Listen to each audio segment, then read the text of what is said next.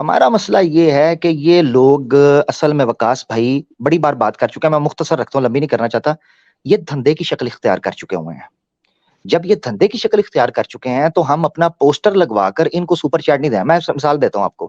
آج کل کسی نے ہیرو بننا ہے نا، وہ مفتی صاحب کا لگا کے فوٹو کہہ دے گا جی چیلنج ٹو مفتی یاسر واجدی صاحب، تو ہندوؤں کا ہیرو بن جائے گا. جی محمد وقاص خان صاحب.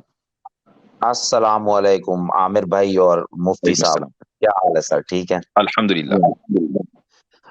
سر، آپ دونوں کی ویڈیوز دیکھ کر ہمیں بڑا حوصلہ ملتا ہے اور تمام مسلم امہ کو. اور آپ ماشاءاللہ جو کام کر رہے ہیں ایسا ہر عالم کو کرنا چاہیے. میرا بارک اللہ کوشچن فیک. یہ تھا جی میرا کوشچن یہ تھا کہ مفتی صاحب اور عامر بھائی، یہ جتنے بھی ایکس مسلم بنے ہوئے ہیں، جھوٹے یا سچے، یا یہ ہو گئے ایتھیسٹ ہو گئے ایک دو جو اپنی سٹریمز کرتے رہتے ہیں، آپ ان سے چیلنج انہی کے چینل پر جا کر کیوں نہیں کرتے؟ کیونکہ ہمارا اسلام اتنا مضبوط ہے کہ ان کو ان کے گھر جی میں عامر جا بھائی کر جواب دے دیجئے، میں تو کئی مرتبہ دے چکا ہوں. جی فرمائیے، آپ جواب دے دیں چونکہ بھائی آپ اس سے کے بھی اوپر سوال کیا ہاں گیا ہے. جی جی ٹھیک ہو گیا. اچھا دیکھیں، میں آپ کو ایک چیز بتا دیتا ہوں. ان کے چینلز کے اوپر جانے کا نقصان زیادہ ہے، فائدہ کم، نمبر ایک. نمبر دو، مسئلہ تب پڑتا جب ہم ان کے ساتھ ڈیبیٹس کرنے سے کہہ رہے ہوں کہ ہم نے ڈیبیٹ نہیں کرنی. ڈیبیٹس ہوئی ہیں ملٹیپل ٹائمز پڑھی ہیں. ہماری جو اینیورسری کا سٹریم ہوئی تھی اس کے اندر ایک اسپیشل پورشن تھا جس میں ڈیبیٹس کی ہائی لائٹس دکھائی گئی تھیں. ٹھیک ہے، ڈیبیٹس ہوئی ہیں، پبلک کے سامنے ہیں.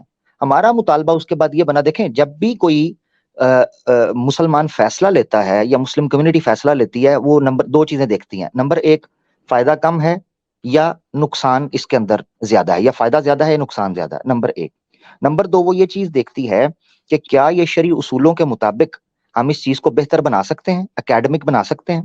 ہم نے یہ کہا ہے کہ بھئی نیوٹرل چینل کے اوپر جو متفقہ طور پر دونوں سائڈ سے طے ہو جائے، ہم ڈیبیٹ کرنے کے لیے تیار ہیں. ایک بندے کو میں نے صاف کہا تھا میں اس کے چینل کے اوپر بھی آنے کے لیے تیار ہوں، اس نے وہ شرط ہی پوری نہیں کی. میں ساحل کی بات کر رہا ہوں، میرے چینل پہ ویڈیو پڑی ہے، ای میلز دکھائی ہیں. اس پروگرام کے اندر وہ مفتی صاحب کو بھی کہہ رہا ہے کہ بھئی مفتی یاسر صاحب بھی آئیں یا مفتی صاحب بھی کریں ڈیبیٹ.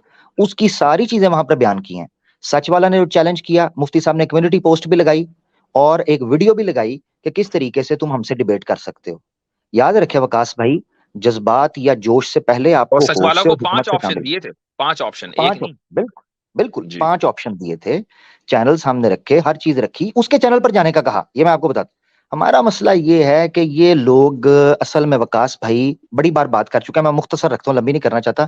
یہ دھندے کی شکل اختیار کر چکے ہوئے ہیں. جب یہ دھندے کی شکل اختیار کر چکے ہیں تو ہم اپنا پوسٹر لگوا کر ان کو سپر چیٹ نہیں دیں. میں مثال دیتا ہوں آپ کو. آج کل کسی نے ہیرو بننا ہے نا، وہ مفتی صاحب کا لگا کے فوٹو کہہ دے گا جی چیلنج ٹو مفتی یاسر واجدی صاحب، تو ہندوؤں کا ہیرو بن جائے گا.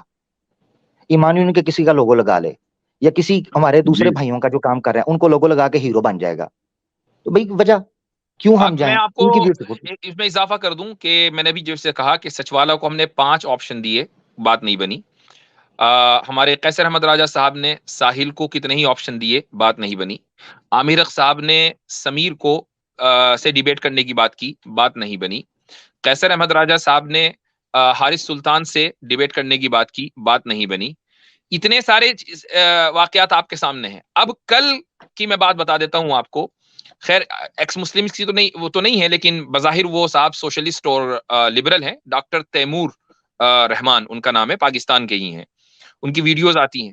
تو انہوں نے ایک ویڈیو کل بنائی کہ اسلام مکمل ضابطہ حیات نہیں ہے. تو میں نے ان کی ٹویٹر پر جا کر ان کو نہایت احترام کے ساتھ کہ آپ سے ایکیڈمک ڈسکشن کریں گے، آپ تشریف لائیں ہمارے چینل کے اوپر. کوئی جواب نہیں. تو بھائی جب اگلا بندہ بات ہی نہیں کرنا چاہتا تو کہاں سے کریں؟ بالکل جی سر، بالکل صحیح بات کی. میں مفتی صاحب ایک ریکویسٹ کروں گا. عامر حق بھائی سے میں نے بات کرنی تھی.